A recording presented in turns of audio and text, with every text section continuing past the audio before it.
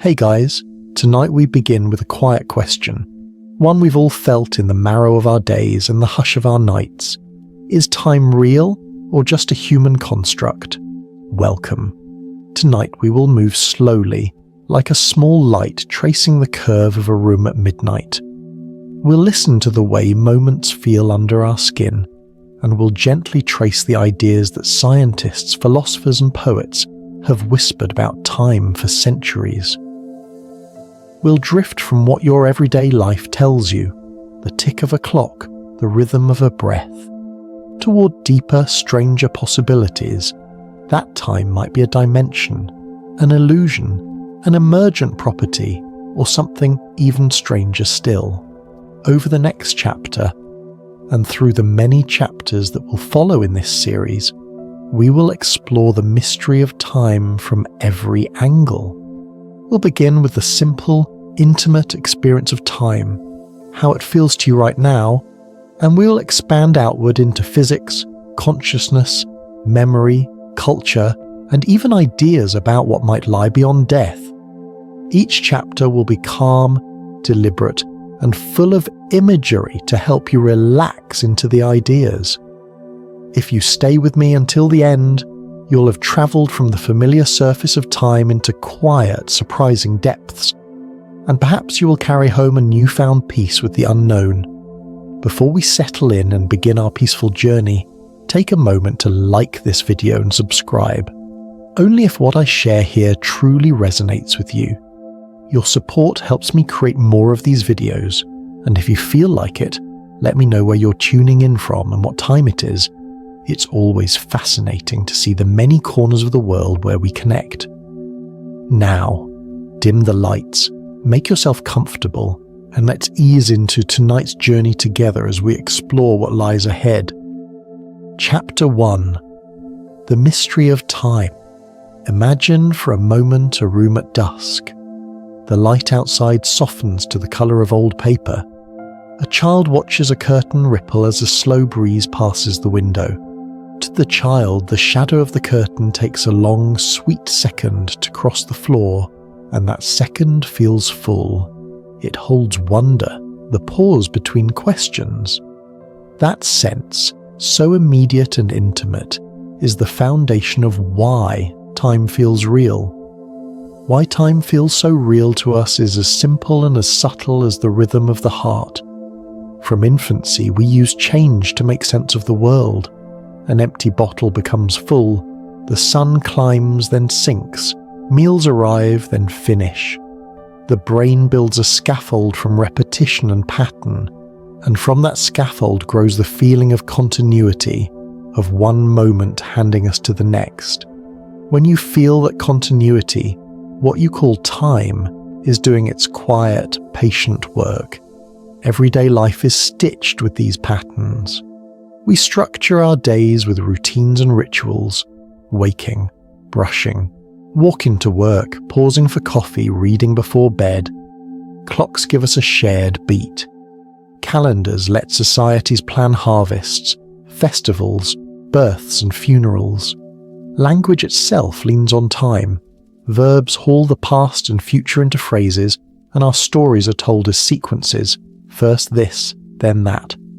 Time, in this sense, is a communal scaffold. It is the framework we use to make meaning together. Consider the watchmaker's story. In a small shop, a watchmaker sits under a warm lamp. He aligns tiny gears the size of a grain of sand and listens for a steady heartbeat inside metal. For him, the watch is both a tool and an art. It measures, yes, but it also honours the ritual of measuring. When the watch ticks, his hands remember learned motions and his mind remembers customers who returned years later with a familiar smile. The ticking becomes memory and memory becomes pattern. In that little shop, time becomes a companion, useful, dependable, intimate. And yet, a question nudges us softly, like the hush before sleep. What if the companion is a map rather than the land? What if the sense of time is our mind's best attempt to arrange experience in a way that is useful and coherent, rather than a direct reading of how reality fundamentally is. This question, what if time isn't real, is not meant to unsettle you. It is meant to invite curiosity. To imagine time as not ultimately real is to consider that the tick of the watch and the sweep of the seasons are translations, helpful and human, of deeper processes we don't fully perceive. Imagine a painter who flattens a landscape onto canvas. The painting is not the landscape, but it helps others recognize its forms. Likewise, clocks, calendars, and memories might be human paintings of change. When we say time, we may be pointing to several different experiences all at once. There is the experienced flow, how you sense a minute passing as long or short depending on the company you're keeping. There is the measuring of intervals, seconds, minutes, years, that our devices and societies rely on. And there is a deeper, perhaps metaphysical idea, that time is a dimension of the universe, like length or width. To untangle these layers, we need to look gently at each one. First, the psychological layer. The mind organizes events into past, present, and future. Memory stitches yesterday to the day before. Planning tugs us toward tomorrow. This tapestry of mental events produces a felt present, that warm slice of awareness where sensations, feelings, and images arise. But the present is elastic. When you're anxious, moments seem to stretch. When you're absorbed in a book or a song, hours can vanish like breath in cold air. These shifts hint that our sense of time is not a faithful chronometer, but a living, changing thing woven by attention, emotion, and memory. Second, the social layer. Appliances, trains, appointments. Human institutions make time count in shared ways. Think of a city just before dawn. Streetlights glow. A baker lights ovens. A bus pulls away from its stop. There's a choreography born of clocks. Societies invent calendars to coordinate harvests, ceremonies, and commerce. In this way, time is a social artifice, a contract that allows large groups to cooperate. Different cultures have made different contracts. Some measure time by moon cycles, others by the sway of tides, and some emphasize cyclical patterns over linear progression. These cultural differences remind us that human systems sculpt time to fit human needs. Third, the physical layer. In our intuitive life, time seems a move. Cause leads to effect. Seeds sprout into trees. But physics suggests more complex possibilities, some of which we will explore later. For now, notice how the physical and the human layers tell different stories. One is the dense, practical language of clocks and calendars. The other is the quiet poetry of lived experience. To anchor these ideas, let me tell you a small, calm story. A parable that has no hurry and no punchline, only a gentle turning. A traveller once came to a mountain village where people measured time by a bell that rang when the fog lifted. The bell rang at different hours each day, depending on the weather, and the villagers found their rhythms aligned to its voice. They planted when the bell rang early and rested when it rang late. One summer, a clockmaker arrived with a brass clock that ticked the same steady second whether the fog lifted or not. He urged the villagers to use it. See, here is a constant beat. You can plan by it and trade with distant towns. Some villagers welcomed the regular beat, for it allowed them to sell goods farther afield. Others kept listening to the bell, preferring a rhythm tied to the mountain itself. Over time, both rhythms existed, one tuned to local nature, the other to a wider human-made system. Neither was entirely right or wrong. Each served the needs of a life being lived. This little story is an invitation. In your own life, you may find yourself sometimes guided by the bell of nature, intuition, mood, the body's cyclical sense, and sometimes by the brass clock of schedules and commitments. Both are forms of time, Both are real in their own contexts. Finally, as chapter 1 closes, I want to leave you with a soft, retaining thought, a promise of small surprises to come. Later, we will gently open physics' view of time, where space and time entwine, and the future and past may be part of a larger whole. We'll listen to the brain's way of knitting the present, and learn why the now might be more of a story than a single instant. We'll breathe through ideas about entropy, quantum strangeness, and what it might mean if time's an emergent property rather than a base feature of reality. Each revelation will arrive like a slow tide, revealing and concealing in equal measure, always calm, always paced for sleep. If you've been listening with quiet attention, you've already begun the work this documentary asks of you, noticing your own relationship with time. Perhaps right now you feel the length of a breath or the easing of a shoulder. Allow those small sensations to be anchors. Curiosity is a gentle lantern. Keep it lit without gripping it too tightly. Now rest into the thought that your sense of time, the pulse of your day, is both intimate and shared. It is the scaffolding you use to build meaning, and it may also be a map drawn by human hands over a territory broader than we yet understand. In the chapters that follow, we will walk that territory together with careful steps and soft voices. Chapter 2: What Science Says About Time. Now we move gently from our human, felt sense of time into the quiet halls of science. In this chapter we will look at what physics, the careful study of nature, says about time. We will take each idea slowly, with simple images and soft stories to help the mind relax while it learns. No hard words, no rush, just calm curiosity. Begin by imagining a sheet of cloth stretched flat across a table. This cloth is smooth and even. Now, picture drawing a straight line across it with a pencil. We could say that line marks a path. In science, physicists sometimes think of space and time together as a kind of fabric, and the path is the history of something moving through that fabric. Calling space and time a fabric is only a friendly picture, a way to help us feel the shape of things. When we say time is a dimension, we mean it is a direction you can move in, much like forward and backward, or left and right. If space gives us distance, how far one place is from another, time gives us order, how one moment follows another. Think of a movie film strip. Each frame is like a moment. The strip stretches along one direction. In a similar way, some scientists think of moments as points along a line. This idea helps when we try to use math to describe nature. It puts time on the same map as space. Many of us feel that time flows, that there is a river carrying moments from the past into the present and onward to the future. We call this the flow idea. It feels right because we remember the past and expect the future.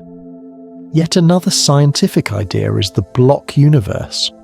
In this view, all moments, past, present, and future, exist together, like pages in a closed book. You can open the book at any page, but the pages are always there. This view can feel strange at first. If past and future already exist, where does change come from? We will not force an answer now. Instead, picture a landscape where hills and valleys do not move, but a traveller walks along a path through them. The traveller's walk is the story of change, even if the landscape itself is fixed. More than 100 years ago, a quiet and careful man named Albert Einstein changed the way we think about space and time. He showed that space and time are not separate things but part of one woven whole called space-time. His idea tells us two simple, remarkable things. First, motion affects time. If you move very fast, time for you will pass more slowly compared to someone who stays still. Think of two friends. One stays on a quiet shore, the other drifts out on a small boat that moves quickly. When the friend on the boat returns, they may find less time has passed for them than for the friend who stayed ashore. This idea is called time dilation. It is not a trick of the mind. It is a real effect that has been measured with clocks. The faster you move, the more your clock lags behind clocks that stayed put. The effect becomes large only at speeds close to the speed of light, but it is real everywhere. Second, gravity affects time. Big, heavy things, like stars or planets, bend the fabric we spoke of earlier. Near a very heavy object, clocks tick more slowly. To imagine this, think of a soft mattress. Put a heavy ball in the middle and the mattress dips. A marble rolling close to the dip will move differently than a marble rolling on the flat part. The dip changes how objects move. In the same way, mass changes the path that things, including light and time, follow. This bending of space-time is what we feel as gravity. Einstein used small thought stories to explain these ideas. One famous image is a train moving down a track while lightning strikes both ends. A person on the station and a person on the train may disagree about whether the two flashes happened at the same time. That is because the train is moving. What seemed simultaneous to one person was not simultaneous to the other. This shows something quiet but powerful. There is no single, universal now that everyone must agree on. Observers moving in different ways can have different slices of what they call the present. A popular way to feel time dilation is the twin story. Imagine twins who love each other. One stays home, the other takes a very fast spaceship on a long journey and then returns. Because of the way motion and time interact, the travelling twin may find that they age less than the twin who stayed on Earth. It sounds like a fairy tale, but it is a real consequence of the rules Einstein found. The story helps us see that time is not the same for everyone. It can stretch and bend with motion and gravity. Relativity, the theory that comes from Einstein's ideas, hints that there may be no single present shared by all observers. If two people moving differently can slice space-time in different ways, then what one calls now might be part of another person's past or future. This opens the door to the block universe picture, where all moments exist in the big structure. And now is something that depends on where and how you move. Yet not every physicist or philosopher accepts the block picture as the full story. Some prefer to hold on to the sense that the present is special. Others look for deeper ideas that could explain why time seems to flow even if all moments exist. Physics gives tools and strong hints, but interpretation, how we make sense of the math and experiments, still asks for gentle thought. There is room for wonder rather than certainty. These ideas may seem far away from a bedside lamp, but they touch us quietly. The GPS in your phone must account for both motion and gravity when it tells you your position. Without adjusting for the way time runs differently near Earth and in orbit, your map would slowly drift and lose its accuracy. So the science of time is practical as well as deep. It keeps our tools working and shapes how we explore the universe. Imagine two neighbours who tend gardens on opposite sides of a river. One plants flowers that bloom in sunlight, the other grows plants that open at night. Each measures time by the plant's rhythms. Along comes a bridge that lets them walk together and compare their watches. They learn that their ways of measuring fit different needs, both true in their own ways. So it is with physics and human time. They're two maps for living and thinking. One helps us build devices and travel the stars, the other helps us live together, remember, and plan. In our next chapter, we will listen to the quiet mechanics of perception itself, how the brain makes the present, and why the now you feel may be a small stitched-together moment. Later, we will meet entropy and the arrow of time, and we will step into the odd world of quantum physics, where the usual story of time begins to fray.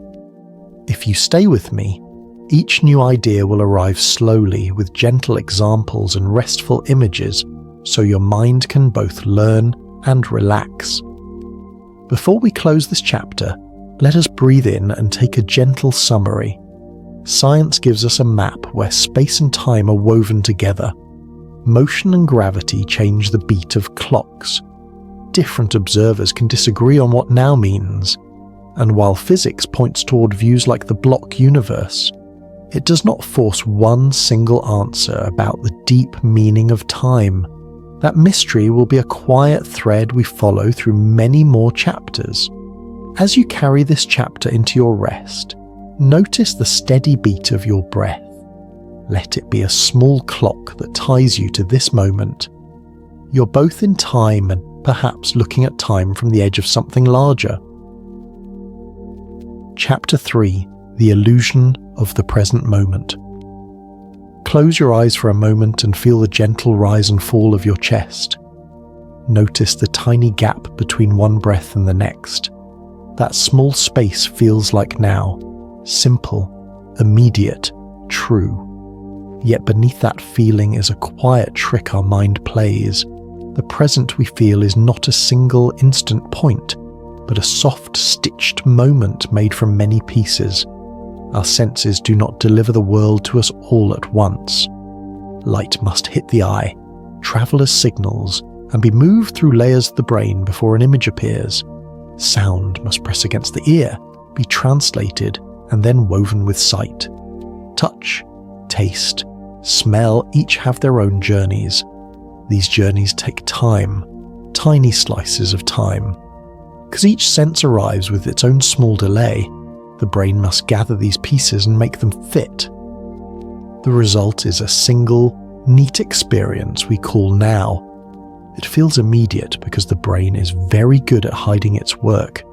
Think of a painter who makes a moving scene from many small brush strokes. Up close, each stroke is distinct, but step back and you see a whole picture. The brain is like that painter. It takes many small signals, smooths them, and shows you a seamless present. The smooth picture masks the tiny pauses and edits that made it. You can feel this in simple moments. When a flash of lightning splits the sky, you see it and then hear the thunder. The sound arrives later because it travels slower than light.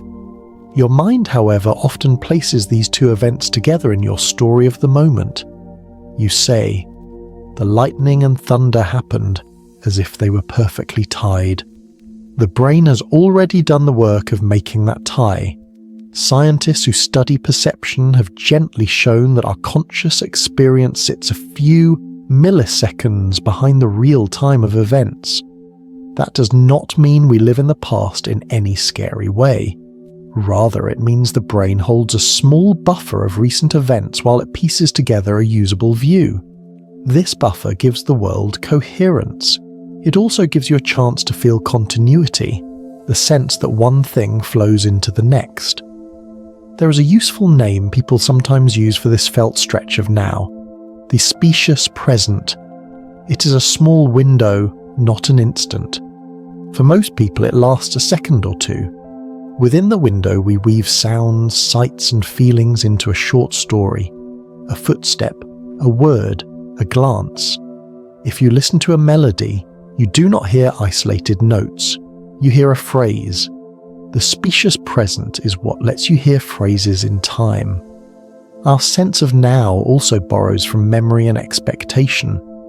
Moments that just passed are kept for a little while in short-term memory, and our brain uses them to build continuity. At the same time, the brain is always guessing what will come next. It makes predictions based on patterns, the way the sun usually rises, or the way a friend usually answers a greeting. These predictions are compared with the incoming signals. When the guess and the input match, the world feels smooth.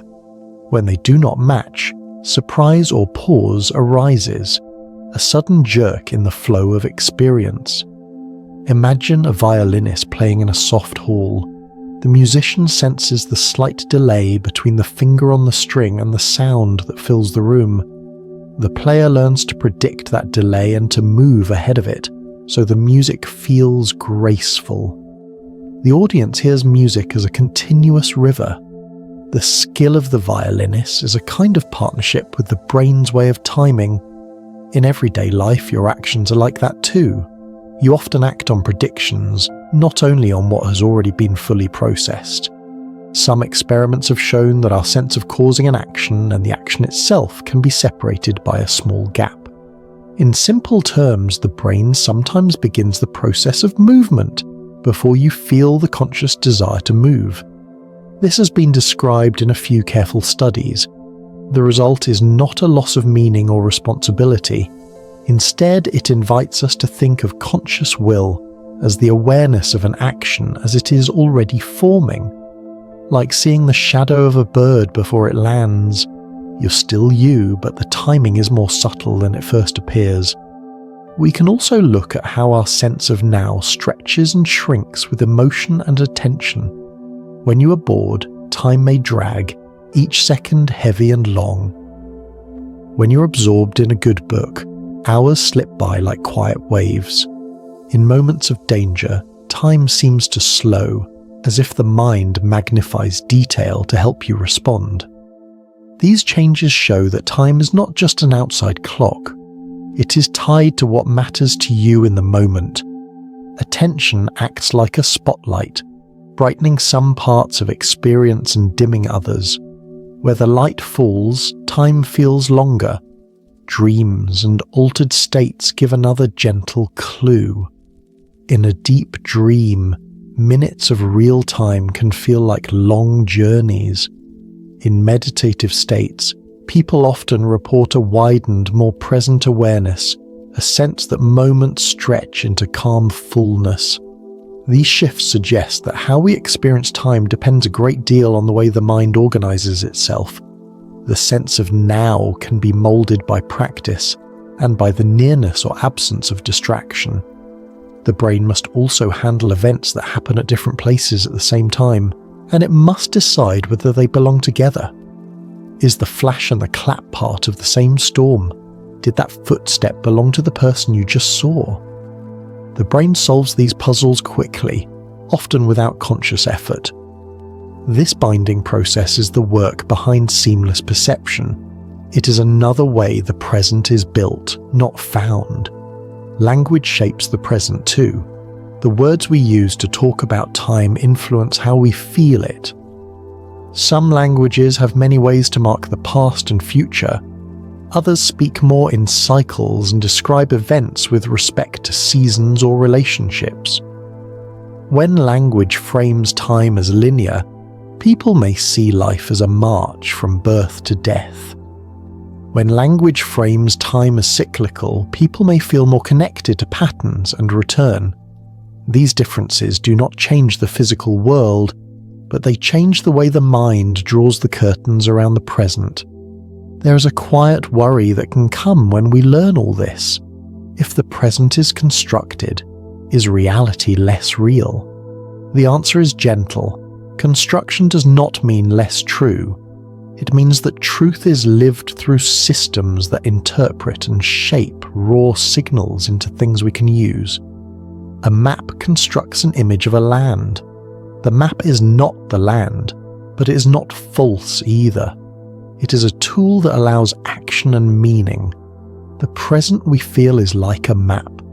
It guides us through life, lets us act, love, learn, and rest.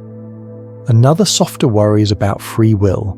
If choices begin before we are fully conscious, does that make us less free? Here too, the view is not simple.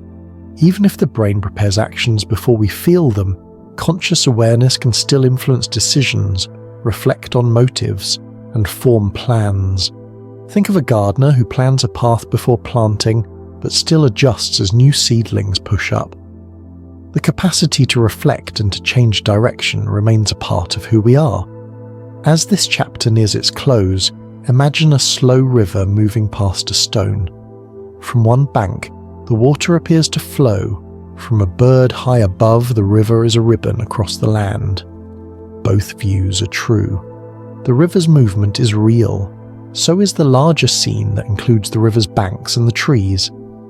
Similarly, your experience of now is a real part of how you live, even if it is crafted from many small processes. Before we move on, let your body notice a small change. Relax your jaw, soften your eyes. Feel your feet touch the surface beneath you. These small anchors are part of your present. They remind you that the present, however constructed, is also the place where rest and peace begin. When you are ready, know that our next chapter will explore how consciousness does more than feel time. It gives time its meaning. We will consider how memory and imagination weave past and future into a continuous self, and how moments build the story you call your life. For now, hold the gentle thought that your present is a stitched window, lovingly sewn by the mind to help you touch a world that rushes by. Chapter 4: Time and Human Consciousness. As we move from the brain's quiet work of stitching the present, let us now turn our attention to the larger story the mind tells about time. Consciousness is the place where moments become meaning. It is where memories rest, where hopes take shape, and where your life feels like a story rather than a string of separate events. In this chapter, we'll sit with how the mind uses past and future to build a continuous self, why time can stretch or shrink inside us, and whether consciousness might exist beyond ordinary time.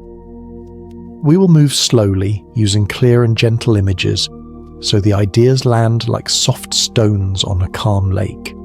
Think of memory as a small, warm room where photographs are kept. Some photos are bright and sharp, the ones you revisit often. Others are faded, seen only when you go looking. Memories do not simply record like a camera. They're rebuilt each time you look at them, joining new feelings and fresh thoughts to old pictures. This rebuilding is why recollection can change over time, and why remembering is also a kind of making. Memory ties the past to who you are now. It gives you a sense of continuity. The child who learned to ride a bike is connected to the person who watches the sunset tonight. But memory is not only backward-looking. The same skill the mind uses to remember is also used to imagine. When you pitch tomorrow, you use pieces of the past, facts, feelings, and patterns to create a likely scene. This ability to travel inwardly to past moments and forward into imagined ones has a soft name: mental time travel. It is how you plan a trip, rehearse a talk, or imagine greeting a friend you have yet to see. Memory and imagination are two sides of the same coin. Together they allow the mind to fold time, bringing together different moments to guide action and feeling. The sense of self grows from these folds. When you tell a story about your life, you pull from memory, mix in hopes, and shape a narrative where you are the thread running through it all. This narrative makes choices meaningful, regrets, triumphs, lessons, and quiet habits. Without memory and anticipation, choices would be small and disconnected. With them, life becomes a garden tended over seasons. There is a gentle magic in how attention colors time. Attention is the mind's lamp. Where it shines, detail becomes clearer and time feels longer. When a moment is new and full of novelty, attention widens and offers the mind more pieces to hold. The first day in a strange city can feel endless because every corner is fresh. As places become familiar, the lamp dims and days fold into each other. This is one reason people often say time speeds up as we age. There are fewer truly new things for the lamp to illuminate, so the days slide together. Emotions also bend time. Joy can make hours feel brief, like sunlight passing quickly through a window. Grief or boredom stretches minutes until they seem to expand. In moments of fear, detail sharpens, the mind holds more information and the moment feels long and heavy. The brain's chemistry nudges how we measure inner time. This interplay between feeling and time is a tender part of what it means to be alive. There are special states where consciousness changes its relation to time. In deep flow, that space when a task absorbs you fully, the sense of self fades and time will often feel altered. Musicians, athletes and artists speak of hours passing like minutes. In deep meditation, some people report a quiet where the usual past and future fall away and only a peaceful present remains. In dreams, time can be strange and elastic. Hours can compress into a few minutes, and long journeys can happen inside a short sleep. These states show how flexible conscious time really is. Let us listen to a small story that illustrates these points. There was once a teacher who kept a jar of small pebbles. Each pebble stood for a memory he wanted to pass on, a kindness, a mistake, a moment of learning. He would place a pebble in the jar each evening, and when the jar grew full, he would sit with his students and tell the stories one by one. In listening, the students felt connected to the teacher's life. The jar became a living archive, and the stories tied past to present, making each pebble more than it was alone. The teacher's jar is like memory and narrative in your mind. Small events collected and told make a continuous life worth following. Sometimes the seams of memory split. In certain illnesses or after accidents, memory can fail or change. When that happens, people can lose the sense that their life is a continuous thread. It can be frightening, but often love and care create new ways to bind moments together. Photos, songs, a gentle routine. These simpler threads show how much of our time is woven by relation and story, not only by internal recollection. We arrive now at a very quiet question. Can consciousness exist outside time? This is a question both old and new. Some spiritual traditions speak of timeless awareness, a calm place where identity and the rush of hours fade away, leaving a wide, still presence. People who have had deep mystical experiences sometimes describe an all-at-once feeling, where the past and future melt into a vast now. Near-death accounts sometimes tell of a life reviewing itself without sequence, where meaning is grasped without the usual sense of time passing. These reports are personal and varied, and they invite wonder rather than proof. Science has its own way of approaching the question. Some scientists and thinkers imagine consciousness as an emergent thing, something that arises from many simple parts working together and that can only exist while those parts move in time. Others speculate that consciousness might be linked to more fundamental aspects of reality that do not depend on ordinary time. These are deep ideas that stretch beyond what we can measure clearly today. For our calming journey, it is enough to hold both possibilities lightly.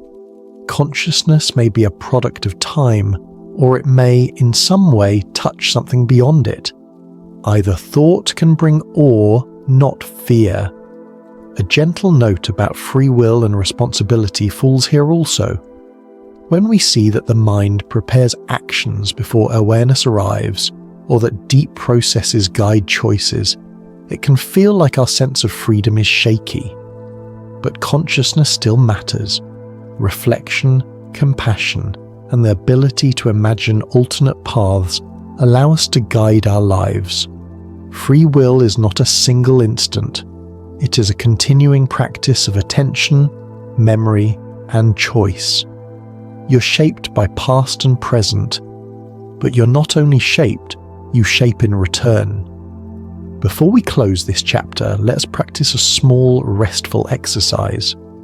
Breathe in slowly for 4 counts, hold for a gentle 2, and release for 6. As you breathe, let your mind pick a small, kind memory, a warm cup, a quiet laugh, a gentle touch. Hold it like the teacher's pebble, simple and bright.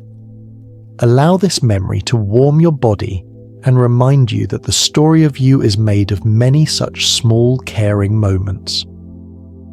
In the next chapter, we will move from the mind's craft to a rule that seems to point time in one direction, the arrow of time. We will meet entropy, a quiet measure of disorder, and learn how it shapes the feeling that the past is different from the future. We will walk slowly into the science that links heat, randomness, and why time appears to flow forward. For now, rest with the thought that consciousness both shapes time and is shaped by it. A gentle, living weave of memory, attention, and imagination. Chapter 5. The Arrow of Time. Listen to the soft sound of your breath as you settle deeper into your seat. Tonight we will walk slowly along a path that feels familiar to everyone. The sense that time moves one way, from what has already happened toward what is yet to come. We call this feeling the arrow of time. It points forward. It makes eggs break but not unbreak. Makes ice melt but not form on a warm hand. In this chapter, we will explore why that arrow seems to exist, using calm images and simple ideas so you can hold the thought without strain. Imagine a tidy room. Clothes are folded, books stacked, a cup rests on a coaster. Now picture that same room after a long day. Clothes on the floor, pages open, the cup tipped and spilled. Which state is easier to make by accident? The messy room. The tidy room needs effort and care. This everyday idea, that disorder tends to grow unless we work to stop it, is at the heart of the arrow of time. In science, we give a name to this tendency: entropy. You can think of entropy as a measure of spread outness or messiness. When heat spreads from a hot object into a cold one, or when a scent drifts across a room until it fills the air, entropy increases. The world, left to itself, tends to move from states that are ordered and special towards states that are more even and spread out. This is why a hot cup cools down, why a perfume fills a room, and why stories have a past that is different from their future. Let us use a simple, calm image. A cup of coffee into which you pour cold milk. At first, the milk forms a ribbon, a pattern that curls in the dark. Over a little time, the two mix and the cup becomes a uniform colour. If you stirred consciously, you might see beautiful patterns for a moment, but those patterns fade. The mixing is easy to do. The unmixed state is special and rare. That one-way mixing is a tiny example of the arrow of time at work. Why does this one-way behaviour happen? One way to feel the answer is to think about the number of ways things can be arranged. A tidy room has many fewer ways to be arranged than a messy room. There are only a few ways to place each book just so. There are many, many ways for the books to be scattered across the floor, so most possible arrangements look messy. When things change randomly, they most likely move toward one of the many messy arrangements. That simple idea, when applied to many particles and many possible arrangements, gives rise to the steady push toward higher entropy. This idea explains why broken things stay broken. Consider an egg dropped on the floor. After the drop, the egg is broken and the shell and yolk are spread out. To put the egg back together would require each tiny piece of shell and each drop of yolk to gather in exactly the right way. The number of ways for the pieces to be spread out is enormously larger than the number of ways they could be neatly whole. So without a very careful, unlikely set of motions, the egg does not reassemble. The arrow of time is the sense that nature moves toward the many, not the few. There is a quiet but deep connection between this idea and the world of heat and energy. Heat is motion at a tiny scale. When a hot object touches a cold one, the tiny particles of the hot object calm a little as they pass energy to the cooler ones. Over time, the energy spreads out until temperatures balance. The spread of energy into many parts makes the whole system more even. In this spreading process, entropy goes up. It is a soft, steady law. In ordinary processes, entropy increases or stays the same. Yet there are exceptions in small places. A refrigerator, for example, brings cold to the inside box and keeps warm air outside. That looks like entropy decreasing inside the fridge. The key is that the fridge uses energy from the wall, electricity, and in doing so it increases entropy overall. Local decreases are possible, but they cost energy and create more spread outness somewhere else. Life itself, with its delicate order, is a local decrease in entropy that is paid for by the sun and by energy moving through systems.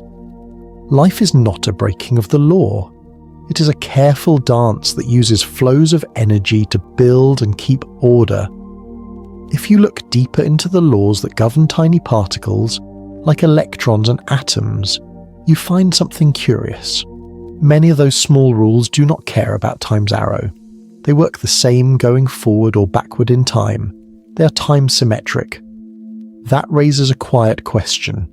If the microscopic laws are time symmetric, how does the large-scale arrow of time appear? One gentle answer rests in the starting condition of the universe. Imagine a game of marbles set on a table. If all marbles begin in a small cluster and you knock them, they spread out across the table. They rarely come back into a tight cluster by themselves. In the same way, if the universe began in a very special low-entropy state, surprisingly ordered compared to what might be expected, then the natural tendency is for entropy to grow as time moves on. Many scientists think the early universe had such a special, low-entropy start. From that beginning, the arrow of time follows naturally. Things move from that special start toward more ordinary, spread-out states. This view is tender but also humbling. It says that the one-way flow we feel may come from a past that was different in a very particular way. It does not answer every question, but it gives a simple way to connect the rules that are time-symmetric at small scales with the one-way behavior we see at large scales. Our minds also read the arrow into life by the way we remember. Memory points backward. You remember breakfast, not the future breakfast you will have tomorrow. Because our memories record the past and not the future, our experience of time has a direction. This link between memory and entropy is close. The formation of records, like footprints, photos, or written notes, tends to increase entropy. When you write in a journal, energy flows and heat is produced at a tiny level. The act of recording a moment ties the past to a stable trace. This trace is why the past feels fixed and the future feels open. There are some playful ways scientists and thinkers imagine how the arrow could change. In small systems with just a few parts, entropy can sometimes fall briefly by chance. But these are like the rare moment when a few scattered coins accidentally land in a neat line on a table, possible but extremely unlikely. On larger scales with many parts, such chance decreases become vanishingly rare. Think now of a calm story. An old clock in a quiet house keeps steady time. The clock's owner winds it each evening to keep the gears moving in order. One night the clock stops and the house falls quiet. The next day a neighbour brings a new set of batteries and the clock ticks again, but the small marks made by the stopped hands remain on the dust. The marks are records of a past state. They cannot be erased without effort. The clock's motion and the marks it leaves are a small mirror of how the arrow of time makes the past different from the future. Before this chapter ends, let us breathe slowly and think of a gentle exercise. Picture a small pile of fallen autumn leaves. Over time, the wind scatters them across the path. Imagine gathering them back by hand. You can do it, but the effort is real. It takes attention and energy. In life, building order where disorder tends to grow is possible, but it asks work and care. Let this thought hold you softly. That effort, whether in tending a garden or in forming a habit, is how we make meaning inside an arrow that points forward. In the next chapter, we will step into a world where ordinary ideas about time begin to fray, the tiny quantum realm. There we will meet particles that seem to be in many places at once, and touch ideas that suggest time may be less fixed than we thought. If you stay with me, we will move slowly through that strangeness with calm curiosity. Chapter 6: Quantum Physics and the Death of Time. Sit back and breathe gently. In this chapter, we'll visit the smallest parts of nature, the strange world of atoms, electrons, and light, and we'll do so slowly with quiet images to guide us. The laws that rule the tiny world do not look like the ones we meet in daily life. They are odd and poetic, and they whisper that time may not be as solid as we think. We will meet ideas called superposition and entanglement. We will listen to what happens when we look at things, and we'll touch on the thought that time itself might appear from something deeper. Begin with a calm picture. Imagine a coin that, until you look at it, is not simply heads or tails, but is somehow both at once. Only when you look does it settle into one face. In the real world of tiny particles, something like this happens. Scientists call the both-at-once state a superposition. An electron can be in many possible places or states at the same time until it is measured. This is not because of mystery alone. Experiments show patterns that match this strange behavior again and again. One of the simplest and most gentle experiments to think about is the double slit. Imagine a calm pond with two small gaps in a wall. Tossing many small stones through one gap makes a tidy splash behind that gap. Tossing many stones through the other gap makes a splash behind the second. But when you let single, tiny particles pass through both gaps without watching which gap they use, a delicate pattern of many ripples appears, as if each particle went through both gaps and interfered with itself. If you watch to see which gap the particle chose, the interference disappears and the pattern becomes simple. The act of watching, the act of measurement, changes the result. This tells us that the tiny world responds to being seen in a way we do not see in our daily life. Another quiet surprise is entanglement. Picture two birds that sing in perfect harmony no matter how far apart they fly. In the quantum world, two particles can be linked so that the state of one is tied to the state of the other, even if they are separated by great distances. Measure one, and the other seems to know the result instantly. This was so strange that Einstein called it spooky action at a distance. Later experiments showed that the pairing is real and not an illusion. Entanglement suggests that at the deep level, parts of the world can be connected in ways that do not fit the ordinary idea of things sitting in space and waiting for local cause and effect. These features raise a quiet question about time. In many descriptions of quantum systems, the rules that tell how possibilities hang together do not need a simple marching clock. The math that describes the whole universe at once sometimes doesn't show a clear ticking time. Some physicists who study the cosmos and the tiniest pieces have noticed a puzzle called the problem of time.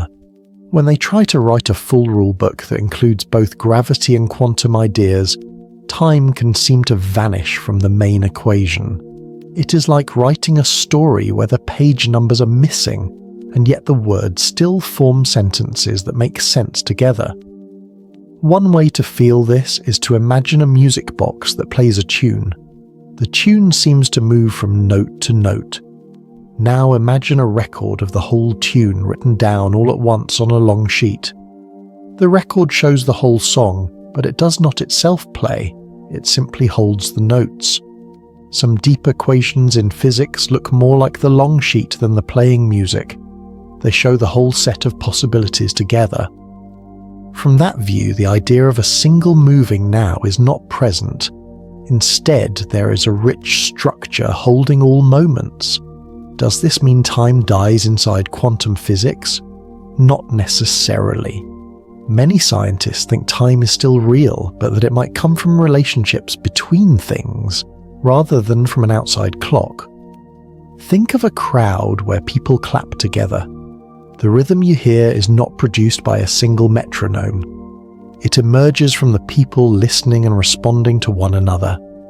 In similar fashion, time might emerge from many tiny relations between parts of the universe. Where parts change together in ordered ways, we feel the beat of time. A key idea that helps bridge the tiny and the large is decoherence. This word describes how quantum possibilities become the definite world we see. When a small system interacts with its environment, with air, light, or other particles, the beautiful superposition patterns are lost and the system appears to pick a particular state.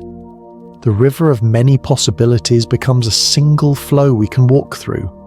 Decoherence explains why microscopic oddness does not usually show up in our daily lives.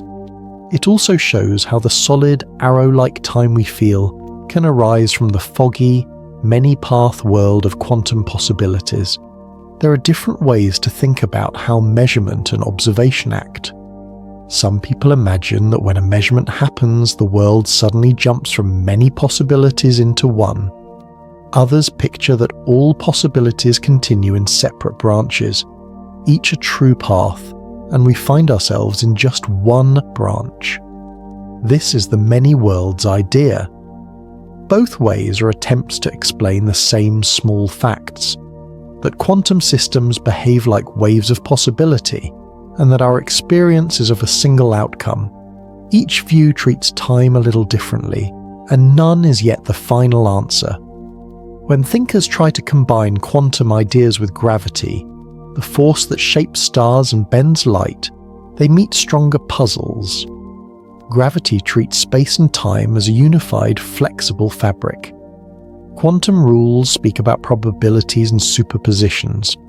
Bringing them together sometimes leads to equations that do not show time as a simple variable. Some researchers write equations that look like a frozen picture of all possibilities. Then they ask, where does change come from? One idea is that change comes from entanglement, and from reading one part of the picture relative to another. If one part acts as a clock, the rest can change with respect to it. Time in that sense is relational, is not a master ticking alone, but a measure that arises when one part of the universe is compared with another. Another calm idea is that time could be made of many small, discrete steps, like the frames of a film. At human speeds, these steps would be so tiny we never notice them. Or perhaps time is continuous, but built from a deeper web of relations that look like space and matter when they are large. These thoughts are gentle guesses, not settled facts. The tiny world keeps its secrets, and scientists are patient listeners. The quantum world also hints at timelessness in another sense. Sometimes experiments look like cause and effect can be fuzzy, or that effects can be correlated without a clear chain of cause running from past to future. This does not mean you can send a message to your past or change what happened. The safe rule remains: no useful signal travels backward in time in the ways we know. The strange correlations of entanglement let things be linked, but they do not let us change history. The rules preserve a kind of peaceful order, even amid the strangeness. For our calm purposes, one of the most soothing conclusions is this: quantum oddness does not mean chaos at the scale of life. Instead, it suggests that the deep ground of things is richer and subtler than the steady clock we use. Time, as you feel it, is a reliable friend for living.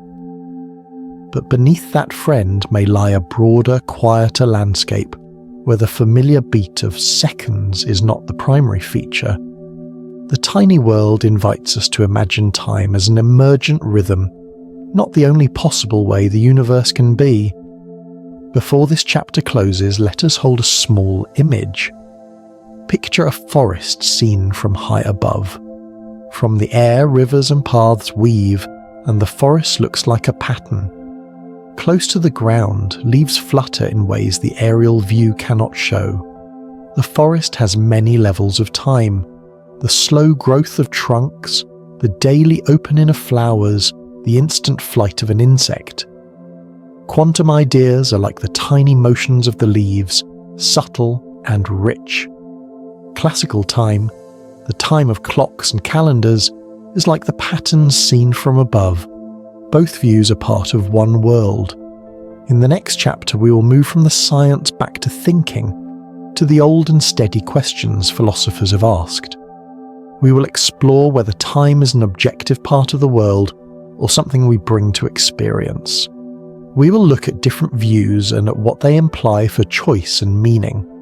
For now, rest with the thought that the small world suggests time may not be the whole story, but it also gives us many ways to feel safe inside the river of moments. Chapter 7. The Philosophy of Time. There is a long, quiet room in human thought where people have sat for thousands of years and whispered about time. In this chapter, we will enter that room slowly and listen to different ideas people have had. We will keep our words soft and our pace easy. We will meet a few named thinkers, but mostly we will meet simple questions. Is time something that exists by itself, or is it made by minds? Do all moments exist together, or does the future not yet exist? Each idea is a gentle lamp that shows one part of the path. None need frighten you. Let curiosity be your companion. One of the oldest ways to think about time is to ask whether only the present is real. This idea is called presentism. It says that the past is gone and the future is not here yet. Only the now is truly alive. Presentism fits the way many people feel. Memory holds what was, plans point to what will be, and the present is the only place we can act. The idea is simple and close to daily life. It gives weight to choice. The present is where we steer the ship. Another idea is that all moments, past, present, future, exist equally. This is often called eternalism, or the block universe picture. Imagine a long, still book that contains every page of a life. From this view, the past and future are like pages already written. Each moment is as real as any other. The difference between them is like the difference between two places on a map. This idea can feel strange because it seems to reduce the specialness of now. But it also gives a calm image. The whole story is laid out, and what we call change is the way we move through the pages. Between these two, thinkers have offered a softer middle way called the growing block view. In this picture, the past and present are real, but the future has not yet been added. The universe grows like a book with new pages added at the edge. The past stays there, fixed, while the present is the newest page and the future waits to be written. This view keeps some of the weight of the present, while also allowing a fixed history. These ideas are not just words, they shape how we think about choice, meaning and responsibility. If only the present is real, then the future is open, and our decisions truly create what comes next. If all moments already exist, questions arise about whether our feeling of making choices is an illusion. If the past is fixed and the future already there, what is it to choose? These are deep puzzles. They do not have single answers, and different answers can feel right to different people. For a calm mind, it is enough to hold them gently and see what questions they raise in your own life. Long ago, people like Aristotle suggested that time is tied to change and motion. If nothing changes, time has no meaning. Later, philosophers like Kant said that time might be part of the way our minds organize experience, a kind of frame that makes experience possible. Kant thought that space and time are forms we use to make sense of the world, not things we discover outside. These old ideas have shaped many later thoughts. They remind us that some part of time might be a tool of the mind. Other thinkers, more recent, have argued that time is a real feature of the world, like space. If time is like space, then the past and future could be places we in some sense are as much as the present. This view fits with the block universe idea from physics. Different arguments come from many directions, some from science, some from the feeling of making choices, some from how language works. The variety of views is a gift. It lets us explore many options without being forced into one story. Let us try a small thought experiment, done slowly. Imagine a long road that runs from a mountain village to the sea. You stand at a small bridge and notice footprints in the dust. You can see where people have walked before you. That is the past. Far down the road, you see a light that moves slowly toward the shore. That could be the future. Now imagine that the whole road, from mountain to sea, was already made and laid out before you were born. Walking the road would be like moving through a story someone already placed along the path. If the whole road existed already, would your steps matter? The road is a map. Your steps are what create experience. Different ways of answering this thought lead to different feelings about choice. The thought experiment is not a test with right or wrong. It is a gentle way to see what each picture makes you feel. A calm worry often rises in these talks. If the future is fixed, can we still have free will? The answers are many. Some people say that our choices are real, even if the future is fixed, because what matters is the reasons and feelings we have when we decide. Others say that fixed futures make responsibility hard to hold.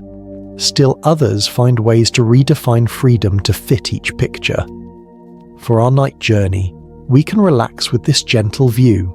Whether or not the future is fixed, the feeling of choosing, reflecting and caring shapes how we live now.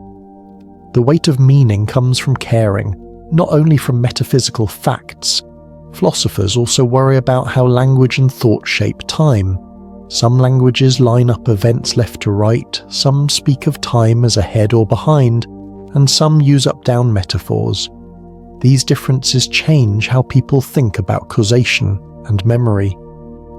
The simple fact that language frames time reminds us that part of what we say about time is shaped by the tools we use to talk.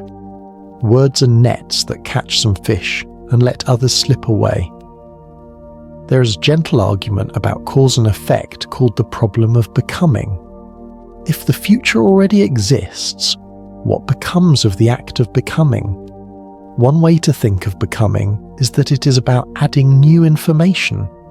Even if the future exists in a block, beings like you still gain new knowledge as you move along. Each new fact you learn changes your inner world, and that change is real to you. So even in a block view, becoming can be an inner process of gaining perspective. Many thinkers have also used morality to test ideas of time. If someone could see the future, would that knowledge remove the value of action? If we could know a life's path ahead, the mystery of choice might fade. Yet often the moral value of action comes from the way we relate to others, the care we bring, and the effort we make. Those things do not vanish simply because a map exists somewhere. The lived reality of kindness and responsibility remains, because it is felt and practiced in the present. Before this chapter closes, let us sit with a small practice. Take a slow breath in and let it out. Think of a small choice you made today, perhaps what you wore or what you ate. Notice the near certainty you felt in the moment, the small reasons that guided you. Now imagine a different choice. See how your life would have shifted a little. These gentle reflections show that choices weave the fabric of your days, no matter how large the metaphysical backdrop may be. In the next chapter, we will look closely at how humans have built systems to measure and tame time. Calendars, clocks, rituals, and languages. We will travel through different cultures and see how time has been named and shaped by many hands. For now, rest with the thought that philosophy gives many lamps to look at time by. Each lamp shows a different part of the path. None takes away the quiet importance of this moment, where you listen and breathe and feel the soft passing of time within your own body. Chapter 8. The Human Construct Argument. Think of time as a tool that people have shaped to help life run more smoothly. In this chapter, we'll walk slowly through the ways humans have invented systems to measure, divide, and use time. We will look at clocks, calendars, languages, rituals, and customs. We will notice how different peoples have made different rules, and how those rules change the way life feels. All of this is gentle work, people making meaning so they can live together. Let us begin with a soft image. Imagine a small village where everyone wakes when the sun warms the east side of the hill. People plant, cook, and rest with the light. No clock chimes, but life moves in steady patterns. Now imagine a busy port where ships arrive from many lands. Sailors need to meet at set hours to exchange goods. Someone brings a brass clock into the port and sets a time for markets. The clock makes it easier to plan with strangers. This simple change, making a public measure of time, is how many of our systems began, tools to help people coordinate. Long before glowing screens and precise watches, people found ways to mark long cycles. Farmers watched the moon, the stars, and the sun. They noticed patterns, seasons that repeat, rains that come and go, the migration of birds. These cycles helped them plant and harvest. Over time, different groups built calendars that matched the patterns they cared about. Some calendars followed the moon's phases, others followed the sun's path through the year. Some mixed both. People learned that a single system would not fit every place or need. So many systems arose to fit local life. Clocks came later. Early clocks used the sun's shadow on a stone, or water flowing slowly from one bowl to another. Then came gears and pendulums that kept a steadier beat. With better clocks, societies could set meeting times, run trains, and keep records. When factories grew during the age of industry, the steady beat of clock time shaped the workday. Bells and whistles began to call people to work, to break, and to finish. Time became a tool for organizing shared tasks. It made large groups of people move with the same rhythm. Language shaped these rhythms. Some tongues have many ways to speak about future events. Others speak more easily about what repeats or returns. When a language places emphasis on future plans, people may think and behave differently than in a language that talks more about cycles or present states. The words we use around time, early, soon, later, forever, are small tools that shape how we feel about what lies ahead and what has passed. Religion and ritual also shaped time. Many faiths mark the day with moments of prayer or rest. Weekly rituals give life a steady beat. Annual holidays anchor memory and celebrate past stories. Rituals create a shared calendar of meaning, and they help groups remember what matters to them. These rhythms offer comfort, a reliable pattern that brings people together again and again. When societies grew larger and more connected, new needs arose. Trains that crossed long distances pushed people to agree on a shared time across wide lands. Later, the world moved into time zones so that clocks could mean roughly the same thing across whole regions. In our modern world, the pace of business and travel made precise time very important. Work schedules, school bells, broadcast times, and sport events all rely on a shared clock. This shared clock is a human promise. If we all follow it, we can meet, trade, and build together.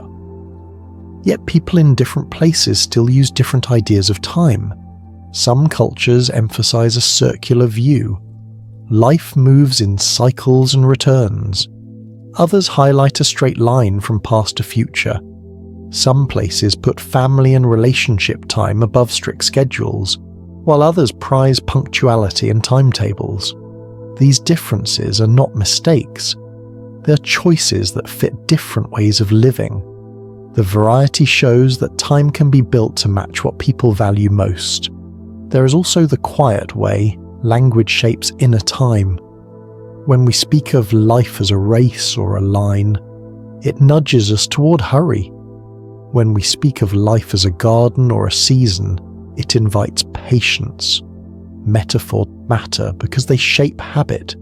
If you think of time as a resource to be spent, you may count and measure every minute. If you think of time as a place to rest in, you may slow down and savor small moments. Neither view is absolutely right. Both shape how life feels. Modern life added new twists. The idea that time is money made time into a kind of currency. People sell labor by the hour, measure productivity by minutes, and schedule tasks tightly. This brings efficiency but also pressure. Some people feel that their time is always claimed by work, messages, or responsibilities. The result can be time poverty, the feeling that there is not enough free time to rest, to think, or to be with loved ones. In this sense, human-made time can be kind and useful, but it can also create stress if we let it. Technology brought clocks into every pocket and on every screen. Now we have precise time down to parts of a second. We also have constant reminders, alarms, notifications, and meetings. The steady ping can fragment the day. For many, the modern shape of time feels chopped into tasks, and moments of quiet become rare. But the same tools also let people connect across continents, plan together, and meet at new hours that once would have been impossible. The tools change the shape of daily life. The choice of how to use them remains ours. Humans also designed rules to change natural time. Some places set a new rule each spring and fall to make better use of daylight. Others organize work weeks and weekends to give people a shared rest. These rules are not found in nature, they are choices we make to fit our lives. Because they are choices, they can be changed. People debate them, vote on them, and sometimes undo them.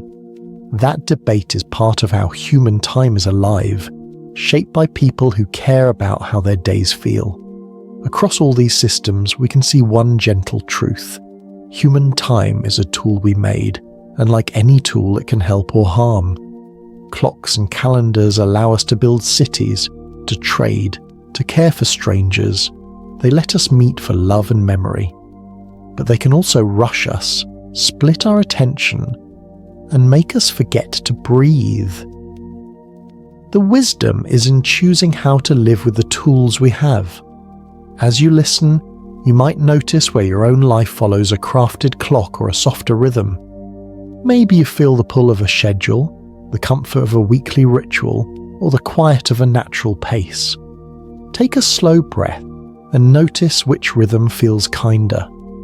You might give yourself a small permission to keep the kind rhythm for a while.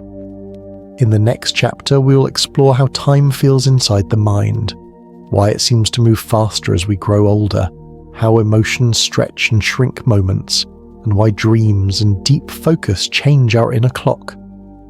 For now, rest with the thought that much of what we call time is a human creation, shaped by need, habit, language, and choice. That means we can also shape it back gently in the ways that help us live well. Chapter 9. The Psychological Experience of Time. There is a quiet rhythm inside each of us that shapes how time feels. In this chapter, we will sit with that inner rhythm and notice the many gentle ways the mind and body bend time. We will stay slow and soft, and we will use simple images so each idea can settle like a warm stone in your hands. If you ask someone why a year felt long when they were a child but now seems to rush by, they might shrug and say, "I don't know." There's a simple, kind answer behind that shrug. When you're young, a single year is a big piece of all the time you've known. Each birthday is a large step forward. As you grow older, a year becomes a smaller part of the whole life you remember. Because each year is a smaller slice, it feels shorter. Imagine a loaf of bread. At 5 years old, one slice is a large piece. At 50, one slice is a small taste. The brain notices those sizes and the feeling of time changes. Another part of this change is novelty. New things fill the mind with many small events. The first day at a new school is full of fresh faces, new routes, strange smells, and new rules. Each new detail becomes a memory. When we later look back, that period seems long because it holds many stored moments. If days are routine and look like each other, memory stores fewer standout moments, and whole months can blur together. To feel time more slowly, invite novelty, try a new route, learn a small skill, or visit a different place. Newness fills life with notes, and the book of memory grows thicker. Attention is another quiet artist of time. Where you point your attention, time seems to stretch. If you watch a slow flame, minutes may feel long. If your attention is split between many things, time can feel chopped and quick. Multitasking frays experience into small pieces that do not become strong memories. When you focus on one thing with calm curiosity, a moment becomes rich. That is why time in nature or during a quiet hobby often feels fuller and longer. Emotions paint time with colour. Joy often makes time fly. When you laugh with a friend, an hour may vanish like mist. Fear and grief lengthen moments, making them heavy and slow. Anxiety can make minutes feel endless because the mind scans for danger and notices every small sign. This is a natural response built to keep us safe, but it makes the inside clock feel different. Gentle breathing, soft attention, and small acts of care can ease the lengthening created by strong emotion. The brain's chemistry also nudges time. Chemicals like dopamine help us notice reward and novelty. When their pattern shifts, the pacing of experience changes. That is one reason why some drugs or some illnesses change time feeling. Some medical conditions alter how the brain keeps track of events, and some medications change the pace of inner experience. If you ever notice a big shift in how time feels to you, it can help to speak softly with someone you trust or with a health worker, because the body and mind are linked. There are special states where time seems to change in surprising ways. In flow, when a task fully absorbs you, the sense of self and time can fall away. Hours can disappear like a tide. Many artists and athletes notice this quiet state, a place where action and attention align and time becomes a smooth current. Flow is not empty, it is full in a different way. It gives the mind a rest from worrying about minutes and allows deep work and deep joy. Dreams fold time oddly. A brief nap can contain a whole story where events have strange order, like scenes in a film with scenes from different days. In dreams, the mind plays with memory and imagination without the usual checks. That is why a short night can feel long in memory, or why a dream can seem to tell a whole life in a few minutes. Meditation and simple presence practices can also reshape time. When you sit and follow the breath, you allow attention to widen and slow. Small sensations become anchors. Regular practice can lengthen the felt now, making ordinary minutes feel more like a restful ocean than a rushing river. Many people find that keeping a short daily practice helps them notice time more kindly and fully. There are gentle stories that show these ideas.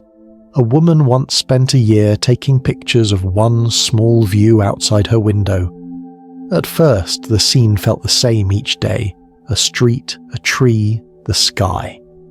Over the months, she noticed small changes: a patch of light that shifted, a bird that nested, the slow change of leaves. When she later looked at the hundreds of photos, that year felt long and full because each day had been marked. Her habit of noticing turned ordinary days into a rich memory. This is a small trick you can use. Record tiny things, and the days will hold more. A few practical ways to shape your inner time can be soothing. Try an afternoon with one focused task, perhaps drawing, cooking slowly, or walking without a phone. Notice the small details, the weight of a spoon, the smell of bread, the sound of a footstep. If you want to make the week feel more expanded, break it with a small new event, a visit, a new song, a different route. Keep a short notebook of small, pleasant moments. When you look back, the list will widen your sense of how much you lived. Time can also feel strange after strong events. Trauma and danger can cause time to slow, making moments feel very long and detailed. Some people who survive sudden accidents remember each small detail. This is the brain holding on tightly to make sense of what was important. If you or someone you know carries such memories, kindness, steady routines, and gentle help can allow time to heal. Professional care can be a compassionate path to mend the sense of time after difficult events. As we age, there are both losses and gains in the way we feel time. The years may feel faster, but life often gains depth of meaning. Memories accumulate like pebbles in a jar, and there is a quiet pleasure in holding them. Many older people say that time seems to pass swiftly, and yet small daily rituals, tea, a walk, a story, can slow it down and make each day bright. A soft way to finish this chapter is with a small practice you can do now. Close your eyes if you like. Take 3 slow breaths. On the first, feel the air move into your chest. On the second, notice one small, pleasant memory. A warm light, a kind word, a still morning. On the third, imagine one small new thing you might do this week. A short walk in a different park, a new recipe, a page from a book you have not read. Keep these 3 things close for a little while. They are seeds that will change how time feels in your days. Before we move on, a quiet invitation. Later we will explore ideas about what may happen to time after death, and how different traditions describe timeless states. That chapter will be gentle and full of stories. If you stay with me, we will go there slowly, with care. Chapter 10. Time Beyond Death. Now let us gently turn our thoughts to a subject that has fascinated humans for centuries, and yet we will approach it with calm and softness. We will explore what time might mean beyond the limits of life, and whether consciousness continues to experience it, or if there is a kind of timelessness that awaits. This chapter will not be frightening. Instead, it will be like a quiet walk along a river that stretches beyond what we can see, inviting us to imagine with care and curiosity. Humans have long wondered what happens to time when the body stops. When we die, the physical mechanisms that measure time, our heartbeat, our metabolism, our brain activity, all cease. In that sense, the clocks that live within us and the clocks we use in society no longer have meaning for the body. But the question of consciousness lingers. Does the mind experience anything after death? Or is the cessation of life also the cessation of time itself? Many cultures and spiritual traditions imagine a timeless consciousness after death.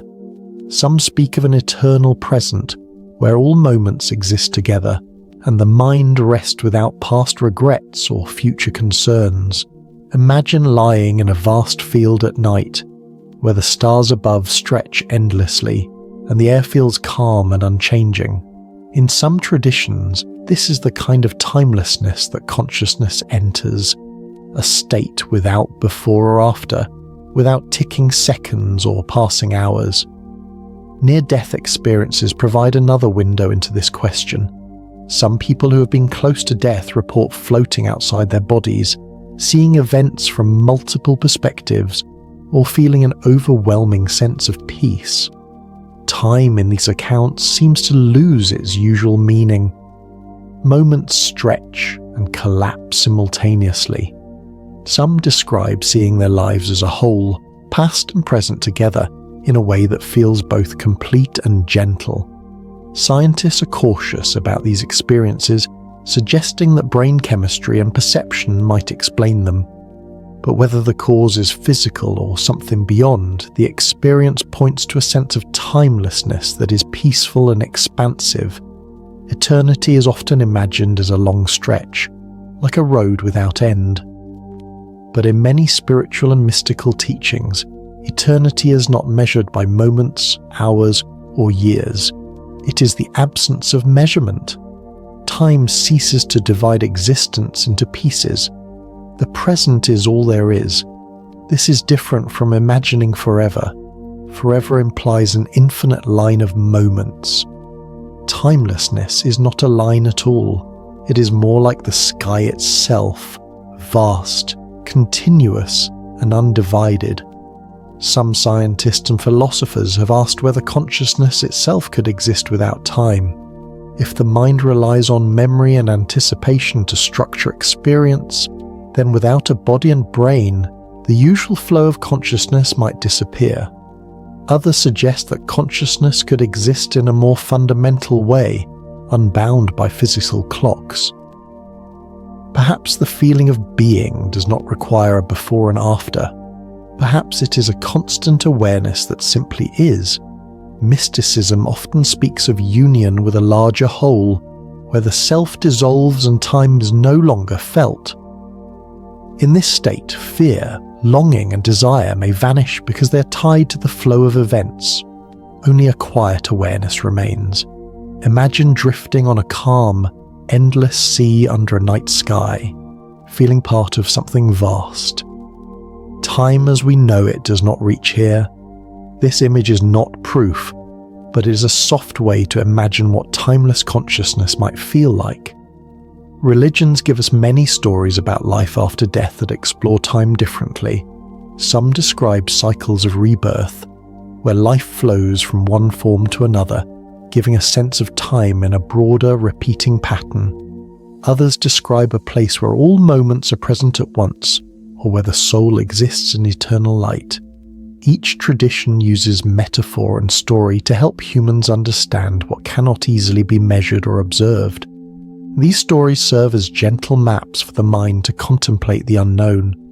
Science intersects with this question in its own way. Cosmologists and physicists consider whether time itself is fundamental or emergent. If time emerges from the physical universe, then the end of the body, and even the collapse of the universe, might mean the end of time as we perceive it. Yet some theories suggest a deeper level of reality, where change and duration are not needed. In this view, the universe may exist as a timeless structure, and consciousness, if it can exist beyond the body, might also inhabit that structure. Many people find comfort in the idea that death does not necessarily mean the end of experience, even if we cannot fully describe it. The mind can imagine timelessness as a soft, continuous space where past and future dissolve. It can imagine consciousness as a gentle presence, like a candle glowing steadily in an endless night. Even if these are only images, they help the heart rest, much like closing your eyes on a calm evening and feeling the world slow down. Here is a story to help settle this chapter. A monk once spent decades meditating on the nature of death and time.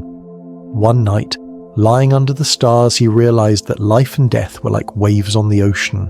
The waves rise, fall, and change, but the water itself remains.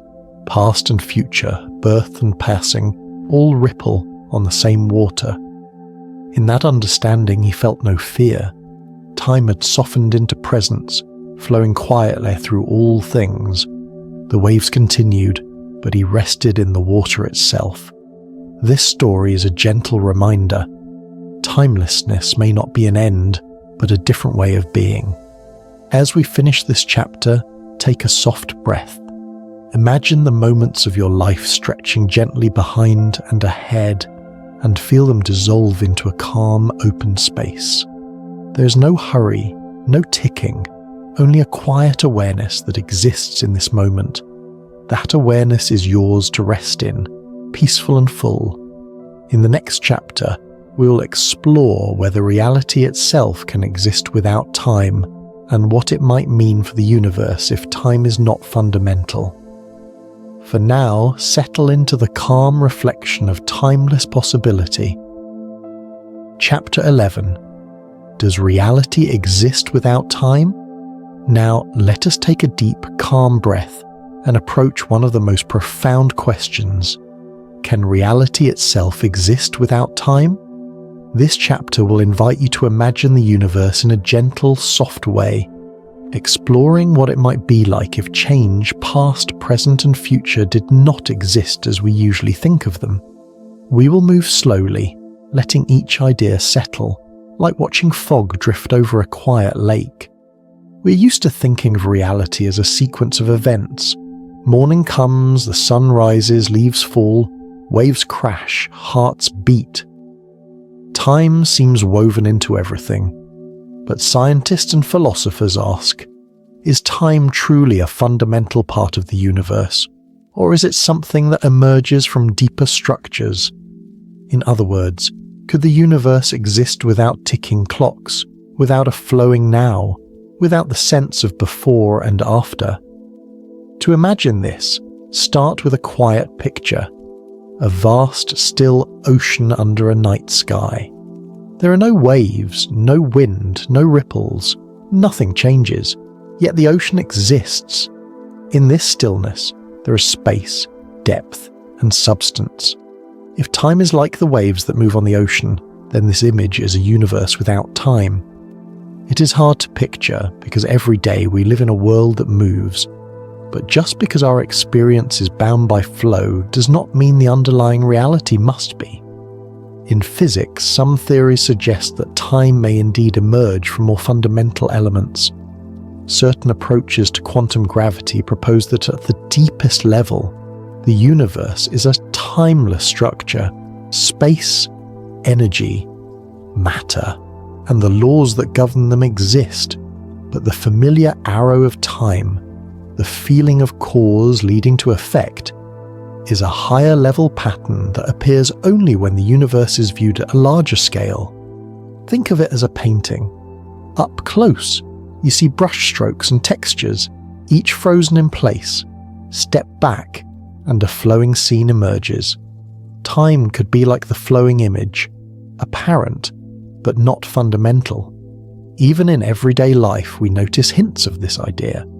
At very small scales, like particles in quantum physics, events can appear uncertain, or even exist in multiple states at once.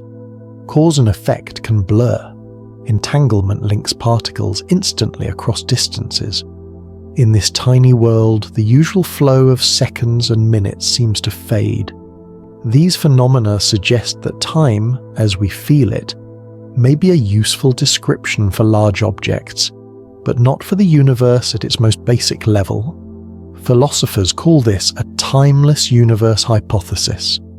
In such a universe, reality exists, but there's no universal ticking clock.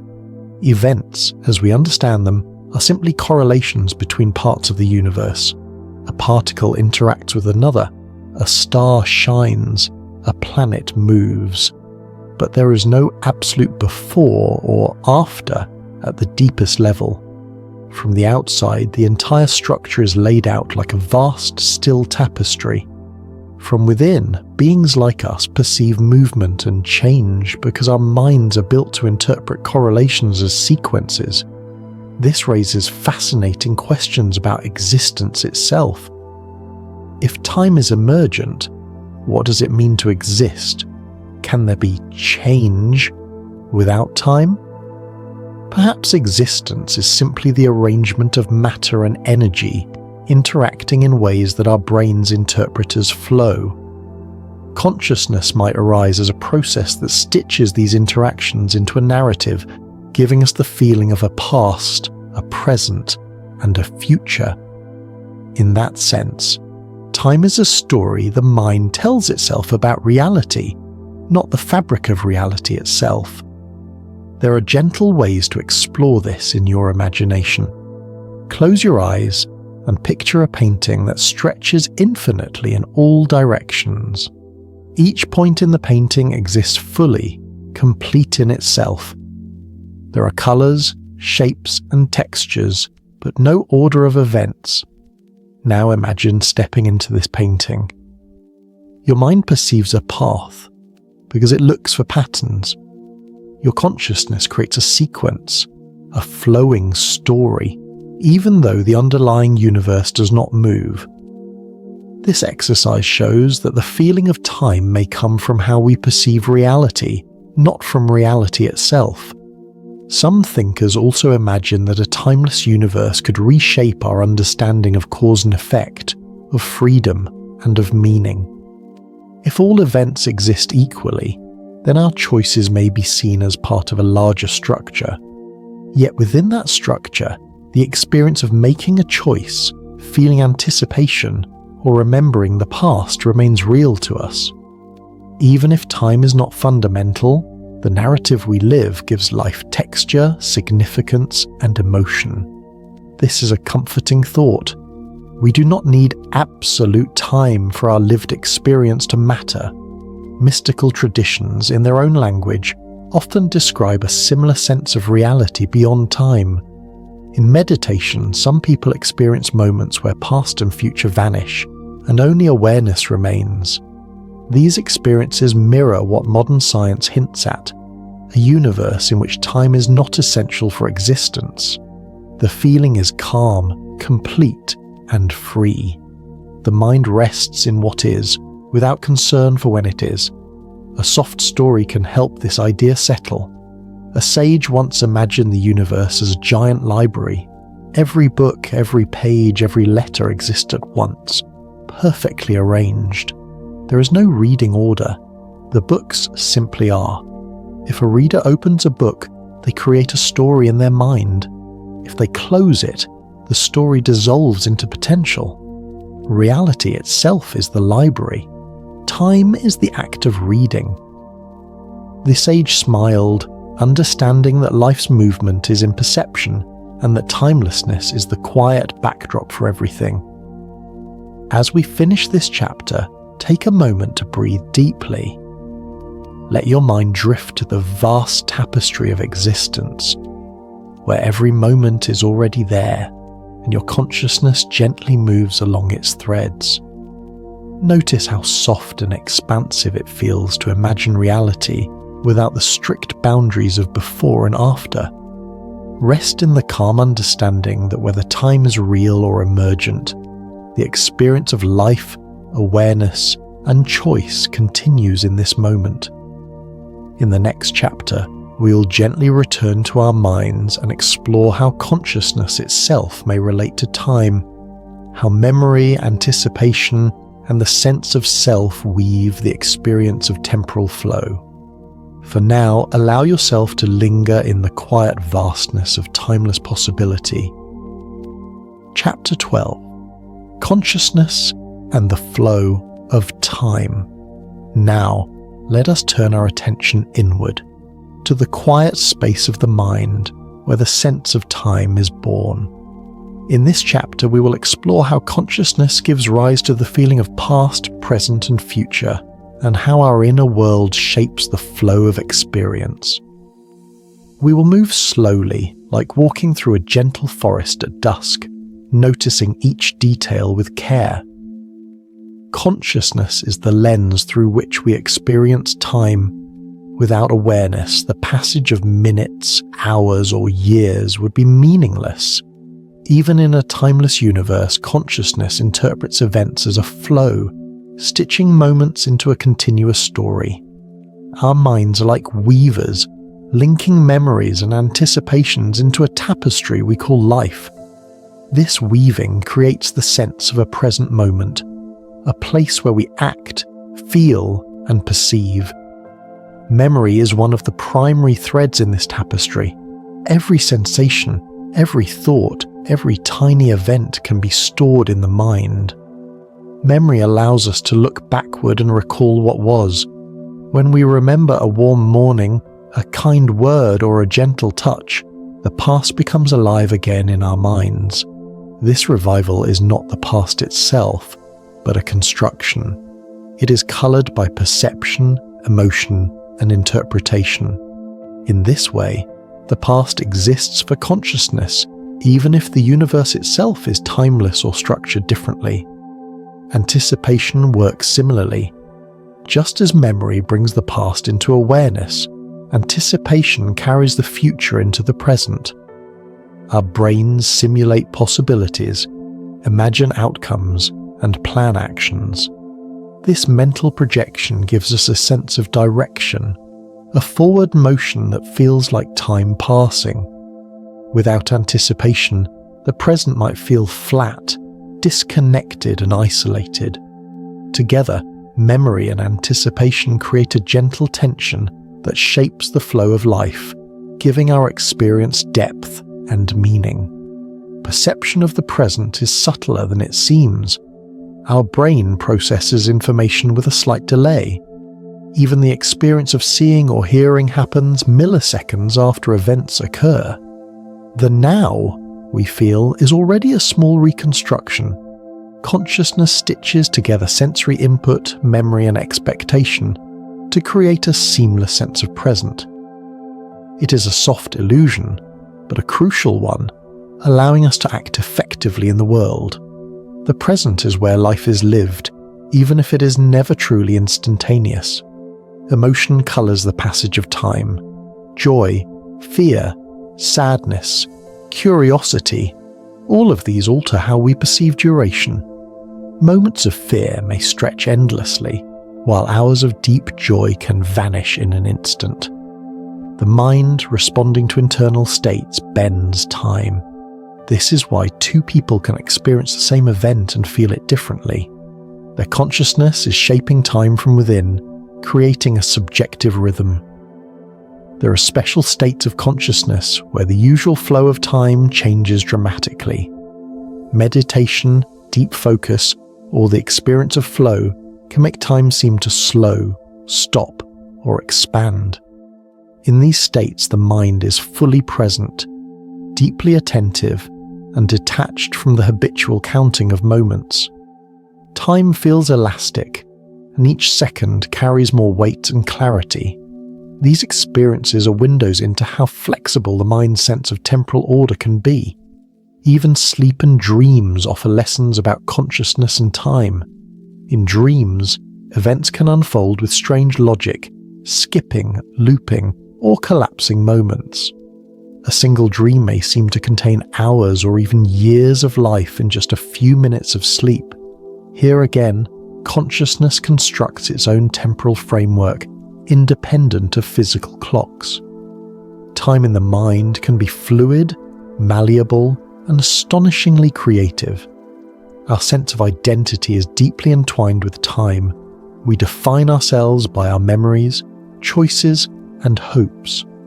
The self is like a river flowing through a series of moments, anchored by recollection and expectation.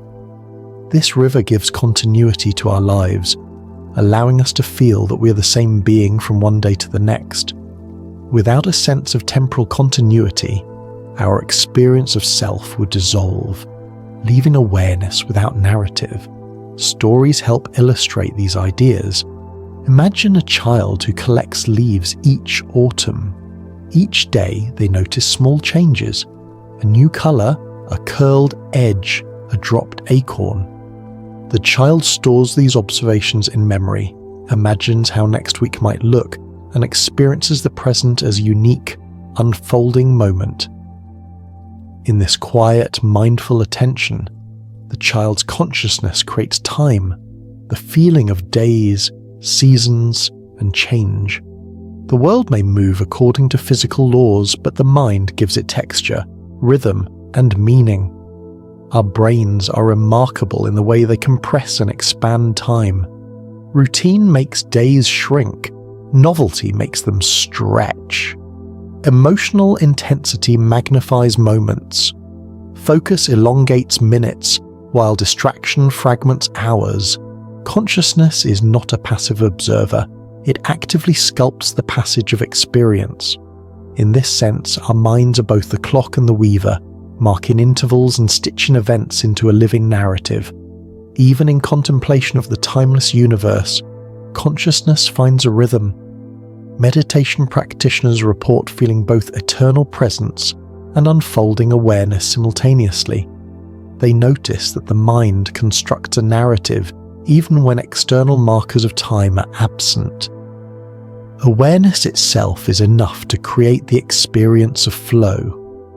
This reminds us that while clocks and calendars help navigate shared life, the feeling of time originates within.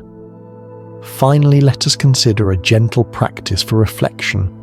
Close your eyes and imagine a quiet stream. Notice how water flows past rocks, leaves, and sunlight. Now imagine your mind as the stream, carrying memories, sensations, and thoughts. See how the current creates a sense of motion. The water itself does not need to be timed, it simply moves. Let this image rest in your mind, showing how consciousness shapes the passage of life, turning experience into flowing time. In the next chapter, we will explore the mysterious arrow of time, why time seems to move only forward, and what laws of the universe define this direction. For now, rest in the understanding that your mind gently shapes the flow of life, giving every moment its meaning, depth, and texture. Chapter 13. The Arrow of Time. Now, let us continue our gentle journey and consider one of the most familiar experiences of life, the feeling that time always moves forward. We wake, the sun rises, seasons change, and life unfolds in a sequence we cannot reverse.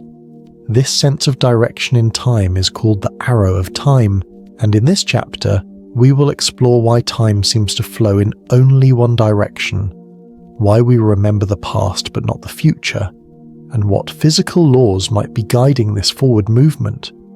We will move slowly, imagining each idea like a calm river flowing quietly through a forest, noticing the details without hurry. The first clue to the arrow of time comes from everyday life. We see ice melt, leaves fall, and cups break. But we never see water spontaneously freeze into ice without cold, leaves leap back to branches, or shards of a broken cup gather themselves together. Life seems to have a one-way motion. From the simplest observation, we notice that events have a natural order.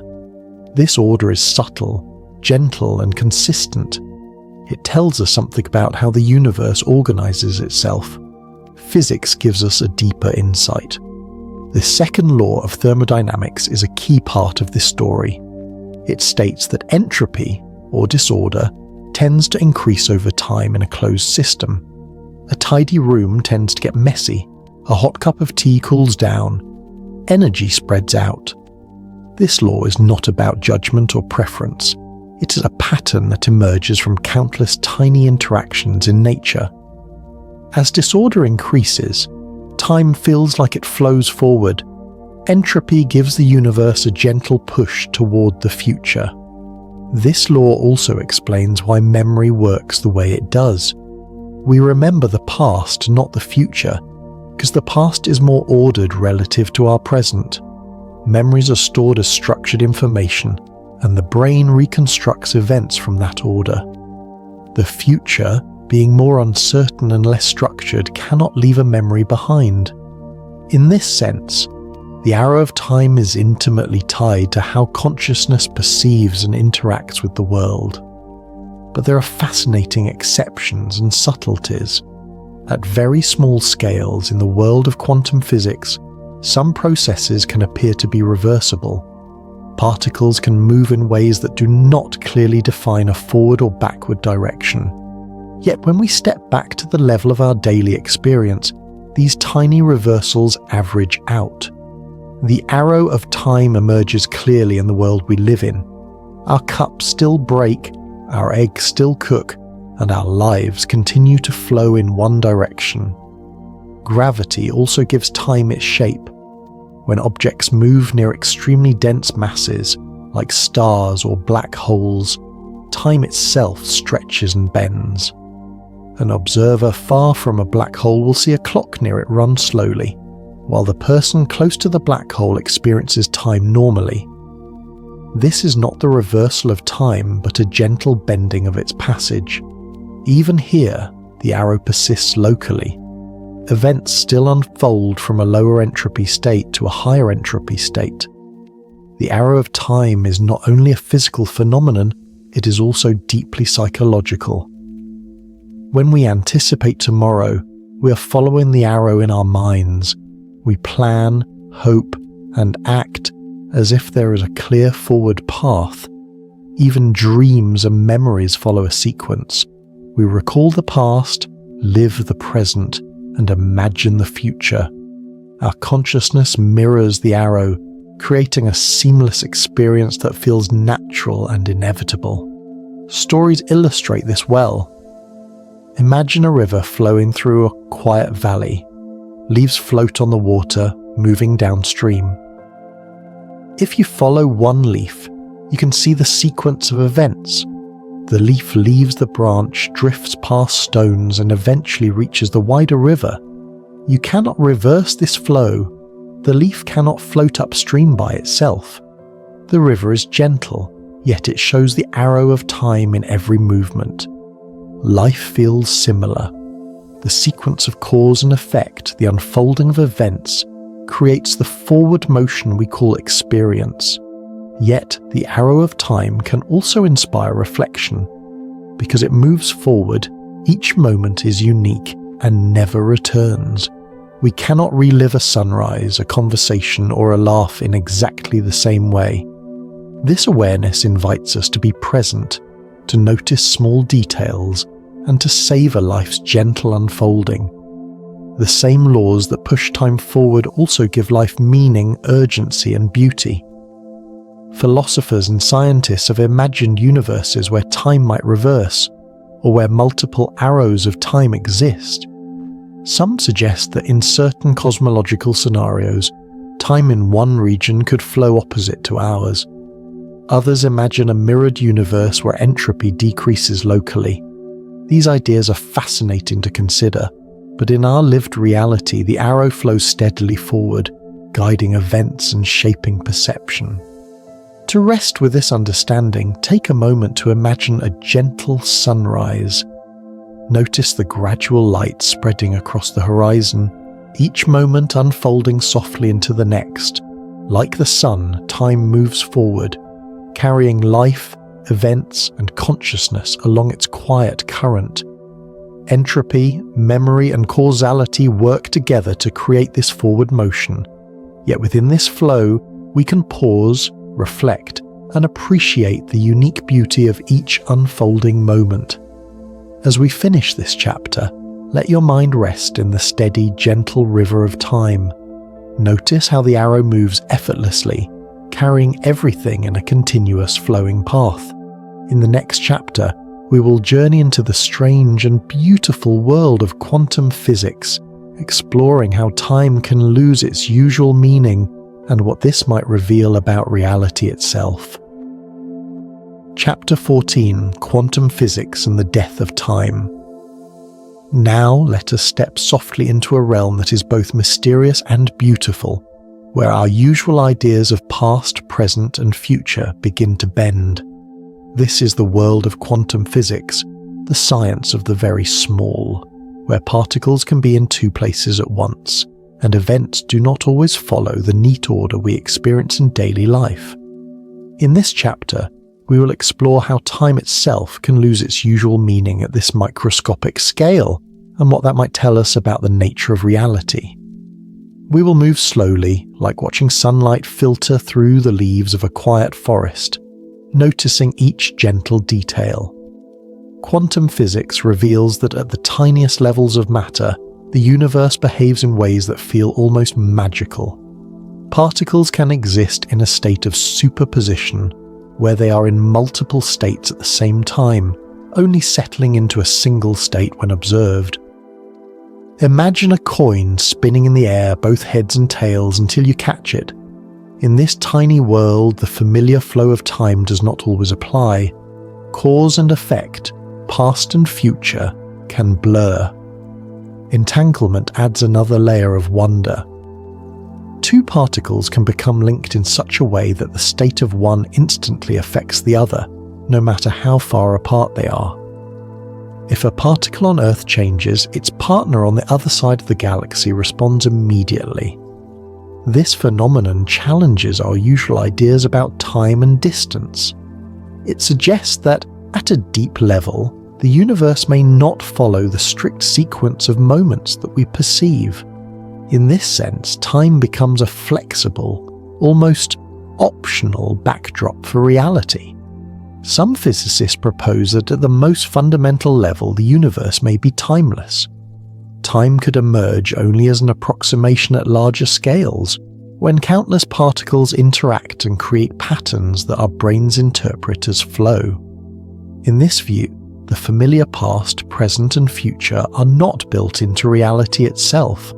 They arise from the way matter and energy arrange themselves, and from the way consciousness experiences those arrangements. This idea is radical, yet it can be imagined gently. Picture a vast mosaic, each tile complete in itself. Up close, you see the individual tiles, each existing fully and independently. Step back, and you notice patterns, lines, and movement. The movement is not in the tiles themselves, but in how your eyes interpret the arrangement. Time, in a similar way, may emerge from the relationships between events, not from the events themselves. Quantum gravity, a field that seeks to unite the laws of the very small with the laws of the very large, also suggests timelessness. Some models propose a universe where space exists without time, or where time arises from deeper variables we cannot yet observe. If this is correct, then time, as we know it, is a human perception applied to a more fundamental timeless reality.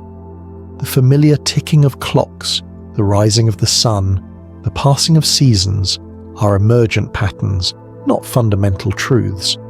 These ideas may seem abstract, but they have profound implications for our understanding of existence.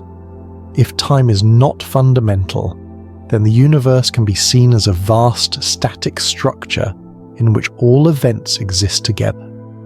Past, present, and future might coexist, each moment fully present in a grand, timeless tapestry.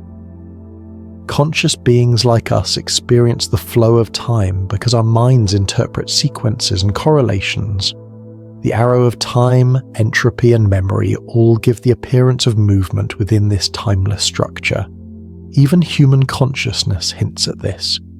When we dream, meditate, or enter states of deep flow, time often feels stretched, compressed, or absent. These experiences may reflect on a small scale the flexibility of time that quantum physics reveals on a universal scale. The mind, in its own way, touches the edge of timelessness, feeling what it is like to exist outside the strict flow of moments. There are soft stories that illustrate these ideas. Imagine a painter creating a canvas where all colours and shapes already exist in their minds. Each stroke of the brush is not creating time but revealing what is already there. The painting unfolds in the mind perception, just as the universe may unfold in consciousness, creating the sense of time where none is fundamental. In this quiet, gentle way, we see that time is as much about how we experience reality as it is about reality itself. This chapter invites us to consider that the world we see, the sunrise, the waves, the ticking clocks, is only part of the story. Beneath the surface, reality may be timeless, vast, and interconnected in ways our senses cannot directly perceive. The flow of time, the movement from past to future, may be a kind of lens through which consciousness observes an otherwise static, eternal universe.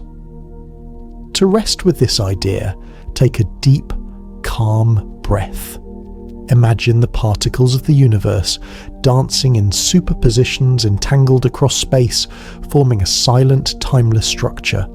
See that the flow of seconds is a gentle illusion, emerging from deeper connections.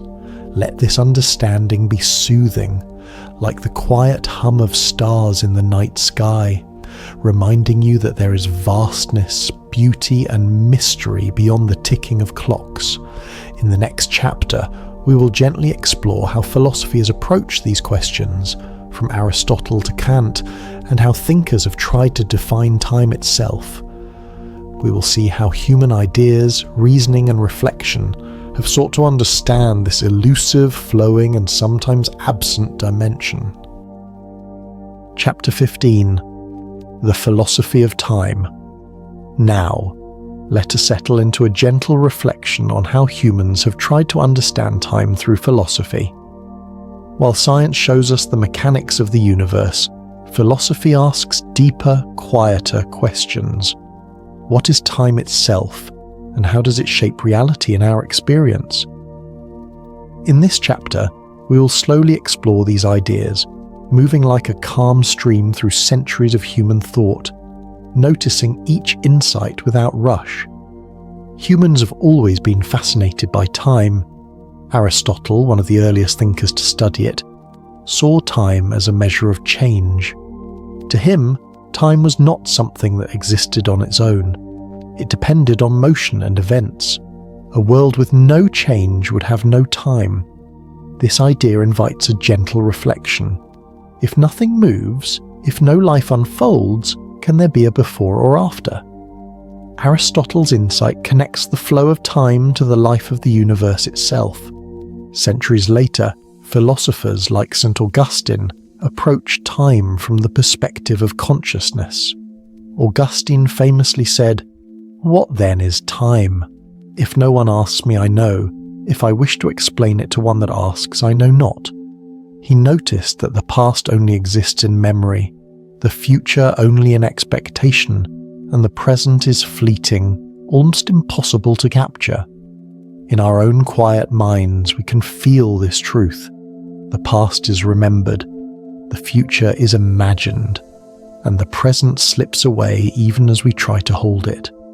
Other thinkers proposed more radical ideas. Presentists argue that only the present truly exists. The past is gone, the future is not yet real. In this view, the now is all that's alive, and every experience must be anchored in the present moment.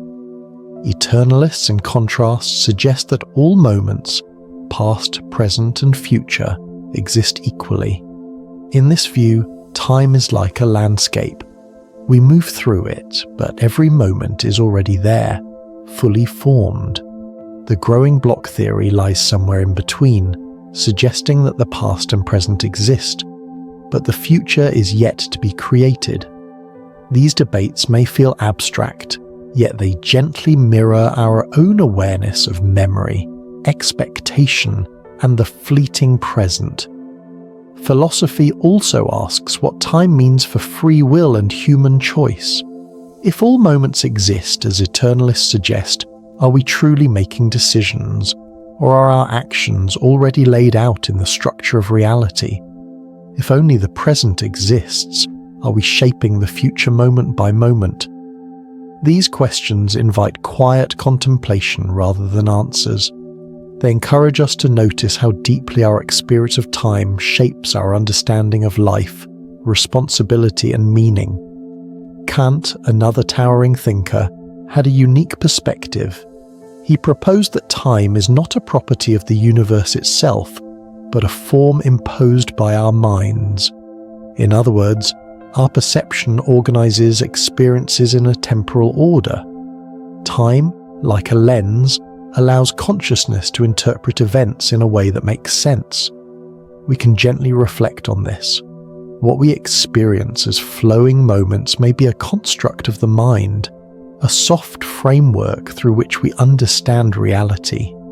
Even in everyday life, philosophy is at work. When we remember a childhood memory or anticipate a future event, we are participating in these ideas naturally. Our minds create a narrative, giving sequence, meaning, and coherence to life. Philosophy, then, is not only an abstract study, it is a mirror of our consciousness, helping us understand why time feels so real, why it flows, and why it sometimes feels elastic or fleeting. Stories often illuminate these ideas better than abstract concepts. Imagine a traveller walking along a mountain path. Behind them lies the valley of the past, full of memories. Ahead stretches a misty landscape of possibilities, the future yet unseen. Every step forward is the present, the moment in which life is experienced. The traveller cannot step back into the valley nor leap forward into the mist. Yet in their mind, memories and imagination create the sense of continuity, shaping the journey. In this way, consciousness and philosophy meet, illustrating how we experience the flow of time. Even today, philosophical inquiry continues to explore time in connection with science, consciousness, and reality. By studying how humans perceive time, how minds construct the present, and how the universe behaves, philosophers bridge our inner experience with the vastness of existence. Time, then, is not just a clock or a calendar. It is a living, layered concept, unfolding quietly in both our minds and the cosmos. As we rest with this chapter, take a moment to breathe and reflect. Consider the soft interplay of memory, expectation, and presence in your own life. Notice how each moment unfolds, carrying the weight of the past and the hint of what is yet to come. Time is both familiar and mysterious, tangible and elusive, a quiet river that flows through consciousness, science, and philosophy alike.